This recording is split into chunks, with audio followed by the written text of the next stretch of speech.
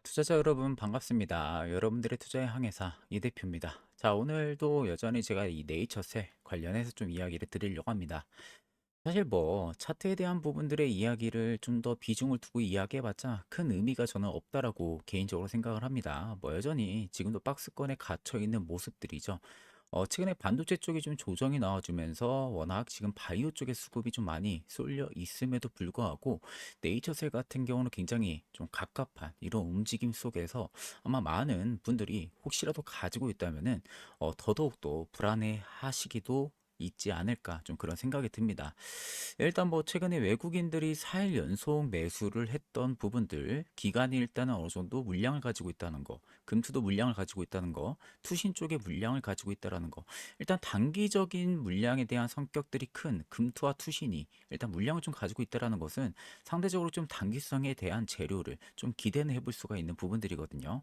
일단 외국인들이 또 최근에 다시 좀 사들이고 있다라는 부분들도 어느 정도 좀 저평가에 대한 부분들의 매력도도 일단은 좀 높아져 있다라는 소리로 우리가 좀 해석은 해볼 수 있는데, 일단 사실 이런 부분들에 있어서는 차트에 대한 부분들의 이야기가 아니라 일단 단발성에 대한 부분들의 재료라도 일단 나와주는 게 가장 급선무이지 않을까, 저는 좀 그렇게 바라보고 있습니다. 자, 그래서 투자적인 포인트를 제가 총 네가지를 좀 가지고 왔습니다. 일단 첫 번째로는요, 국내 줄기세포 치료제의 미국 진출, 상업화에 대한 부분들의 기대는 여전히 살아있다라고 보시면 될 것 같아요. 그 두 번째는요, 뭐 다들 아시겠지만 1월 2일 날에 본격적으로 장기 보관 사업을 개시를 했죠. 새로운 신사업입니다. 기존에 이제 조인트 스템을 제외를 하고 빠르게 좀 현금을 창출을 할 수 있을 만한 신사업을 출범을 했다라는 거. 자, 그러면서 파이프라인 외에 현금 흐름에 대한 다변화를 시도를 하고 있다라는 게 가장 또 큰 키워드 중에 하나로 볼 수가 있는 부분들. 자, 네 번째는 리스크적인 부분들인데요. 일정과 규제, 이 캐펙스 쪽에 대한 부분들의 집행이 일단은 변동에 대한 요인으로 여전히 남아있는 상황입니다. 자, 그렇기 때문에 이 네 가지에 대한 부분들을 좀 집중적으로 좀 이야기를 해드리도록 하겠습니다. 제가 여러분들 앞전에도 좀 말씀을 드렸었죠. 네이처셀 같은 경우는 지금 시장에서 바라볼 때는요, 사실 사람들이 제일 먼저 묻는 질문이 있더라고요. 자, 오늘 네이처셀에 나온 뉴스가 뭐가 있냐라고들 많이들 물어봐요. 항상 그 하루하루 지나면요, 네이처셀 오늘은 뭐 뉴스 나온 거 없냐? 오늘 뭐 뉴스 없나? 뭐 이런 부분들이죠. 근데 이 종목 같은 경우는요, 그 질문부터가 일단 반쯤 저는 빗나갔다라고 생각을 많이 합니다. 자, 그 이유는요. 일단은 네이처셀 주가는요, 하루짜리 뉴스보다도 여러분들도 다들 잘 아시겠지만 회사가 결국에는 어떤 방향을 가지고 그 구조를 바꾸고 있느냐, 그 부분들의 프레임을 더 크게 반응을 해왔기 때문이라는 거죠. 자, 그간 여러분들 주가의 움직임만 놓고 볼 때도 하루짜리 단발성 이벤트보다도요, 그간 조인트 스템으로 움직였을 때를 생각을 한번 해보세요. 계속해서 회사가 어떤 방향성을 가지고 그 구조를 바꾸려고 했을 때, 그때 항상 네이처셀은 주가의 변동성이 가장 크게 움직였다라는 겁니다. 자, 그래서 여러분들 팩트부터 확실하게 깔고 가야 돼요. 최근 솔직히 3일에서 5일 사이에 놓고 볼 때는 사실 주요 이슈 공시 없어요. 그러니까 시장을 단숨에 뒤흔들 만한 단독적인 공시가 별로 없습니다. 자, 그래서 단기적인 흐름만 딱 놓고 볼 때면 이 종목은 수급가 심리에 의해서 움직이는 전형적인 변동성 구간에 들어와 있다라고 볼 수가 있는 부분들이기도 하죠. 자, 근데 여기서 끝내면은 솔직히 이 종목을 놓치기가 쉽다라고 저는 생각을 합니다.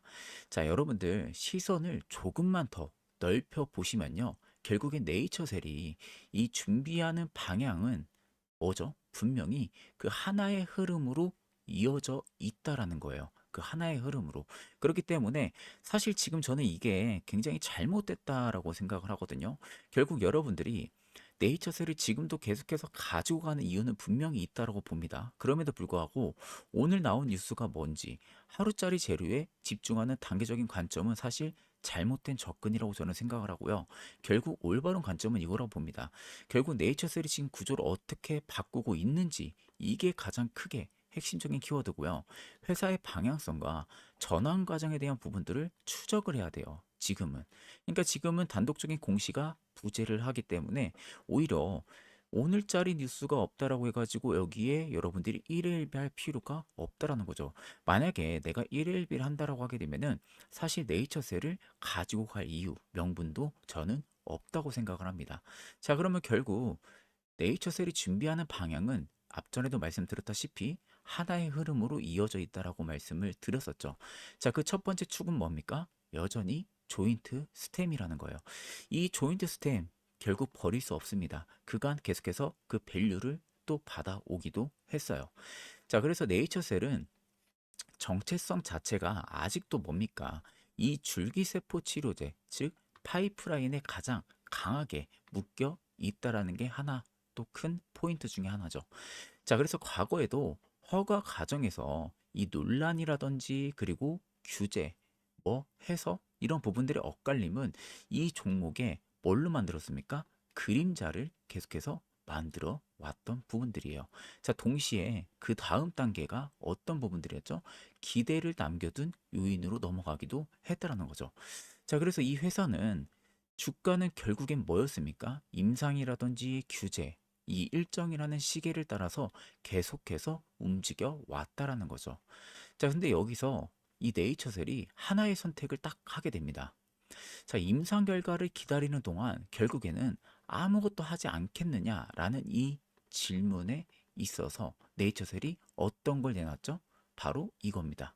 양막 보관 사업, 즉 양막 줄기세포 장기 보관 사업이라는 이 답을 내놨다라는 거죠. 자, 이 사업은 솔직히 말해서 네이처셀이 이 대박을 노리기 위해서 내놓은 거는 아니라고 보셔도 됩니다. 그러니까 대박을 노리는 신약 개발과는 성격이 좀 많이 달라요. 그러니까 오히려 네이처셀이 내놓은 이 정답지 같은 경우는요, 현금 흐름으로 숨통을 틔우기 위한 어떻게 보면 현실적인 보안 장치에 조금 더 가깝다라고 보는 편이 맞습니다. 그러다 보니까 임상 성공 여부랑은 조금 무관하게 이 서비스 자체로 매출이 발생을 할 수 있는 구조라는 점에서 큰 의미를 부여를 하고 있다라는 부분들이죠. 결국엔 중요한 건 이거잖아요. 현금 흐름을 확보를 해야 얘네들이 계속 하려는 이 조인트 스템 쪽에 대한 부분들 어떤 성과가 나올 거 아닙니까? 근데 현금 흐름이 막히게 되면은 이것도 나가려는 부분들이 막힐 수밖에 없어요. 그러다 보니까 내놓은 정답지가 이겁니다. 계속 손을 놓고 있을 수는 없는 상황이다 보니까 실질적으로 뭔가는 해야 되고, 그럼 현금 흐름을 뭔가를 빠르게 창출을 할 수 있는 부분들이 뭐가 있을까 하다가 양막 보관 사업이라는 정답지를 내놓게 된 거죠. 자, 그러다 보니까 실질적으로 이걸로 통해서 숨통을 어느 정도 좀 틔우기 위한 어떻게 보면 좀 보완 장치를 내놨다라고 생각을 할 수가 있는 부분들입니다. 자, 그렇기 때문에 이 서비스 자체로 매출이 발생을 할 수 있는 구조라는 점에서는요, 굉장히 좀 큰 의미가 있다라고는 볼 수가 있습니다. 자, 그래서 비율을 한번 정리를 해서 놓고 보면요, 결국 조인트 스템은요, 뭡니까? 한 방에 승부를 보는 엔진이라고 하게 되면요. 이 보관 사업은 뭐예요? 엔진을 꺼지지 않게 산소를 넣어주는 장치라고 생각을 하시면 됩니다. 쉽게 말하면.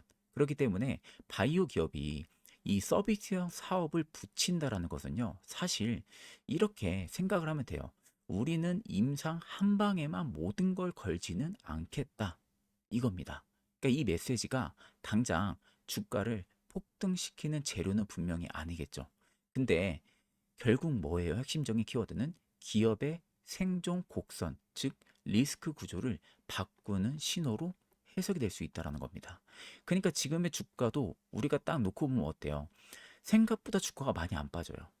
그러니까 지금 주가가 보합을 유지하잖아요. 보합을 유지한다라는 것은요. 제가 보기에는 이겁니다. 조인트 스템은 계속 가져가되 산소를 불어 넣어줄 수 있는 양막 보관 사업을 정답지로 내놨고, 그렇다라는 것은 결국에는 우리는 임상 한 방에 모든 걸 걸지 않겠다. 현금 흐름 만들 수 있는 어떤 보완 장치를 내놨다.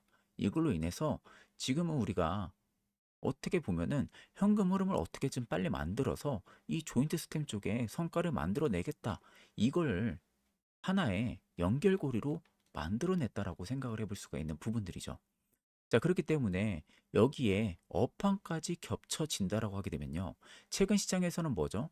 국내 줄기세포 기업들이 뭐가 됩니까, 지금? 미국 진출 가능성이 다시 한 번 더 테마로 부각이 되고 있다는 거죠.